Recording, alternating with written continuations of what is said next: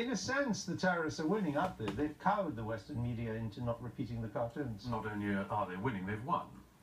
They've won. Terrorism works. That's the brutal fact of it. Terrorism works. And a lot of people will take lessons from that today. You know, after the 2005 Jonas Postens cartoon by the Conservative magazine paper in Denmark, the only paper really in Europe that was still willing to draw pictures of Muhammad in the same way they're willing to draw pictures of any other religious, political, you name it, figure, was Charlie Hebdo. So Charlie Hebdo stood out alone. Charlie Hebdo was attacked. That's why I've suggested that there's really only two options that the press in particular can go on from here. The first is that we all agree that we live under an element of Islamic blasphemy law. I think that would be highly regrettable. I don't think that is what our society should live under. I think we should do everything possible to avoid it. But if we are going to avoid it, I think that it's going to have to be done unanimously. All of the newspapers, all of the magazines, the BBC, Sky, Channel 4, should unanimously publish the Charlie Hebdo cartoons at a particular hour, because as Ayaan Hirsi Ali said after the Danish cartoons row, we have to spread the risk around. It cannot be that a single cartoonist is holding the line for all freedom of speech, or that a single small satirical magazine is doing it. It has to be everybody. I must say, I don't agree that terrorism works. I mean, Jim Pryor, the former Northern Ireland Secretary, said the other day that terrorism works. Terrorism works in terms of getting attention.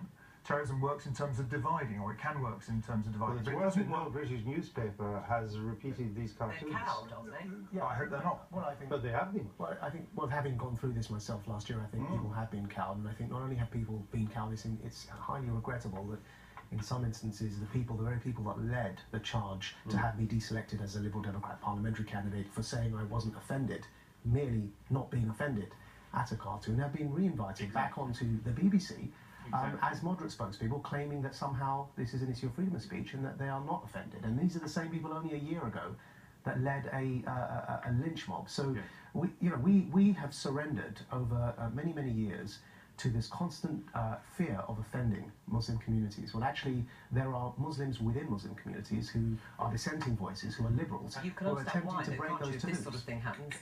Of course, but no, we have to. Where does this end? What I'm arguing is that there has to be a European-wide civil society-led response. There has to be a European-wide government response. And this idea of, I was arguing the same in another interview, this idea, I called it a reverse cartel.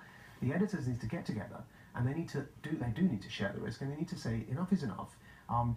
Satire plays an important role in democratic societies, and freedom of speech an even more important role. And what is that role? And we have to understand why it's so important.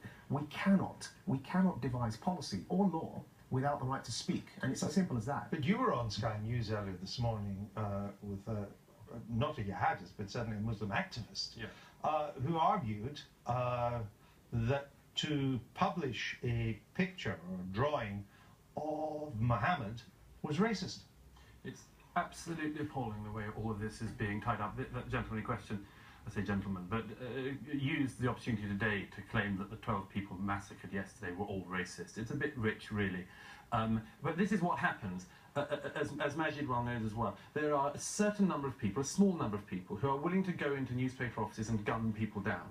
There is then a larger number of people who are willing to say, well, they may have had a point, and a larger group still who will use it in future to say, you should be careful before you think of saying that, Douglas, or Majid, or Andrew, or whoever. I'd watch out if I were you. I cannot tell you it is that silent self-censorship which is the one that really snuffs us out, and it is going on all the time. It's been going on for 10 years, and our societies have failed. The terrorists have won. Does that worry you, Don? I think that we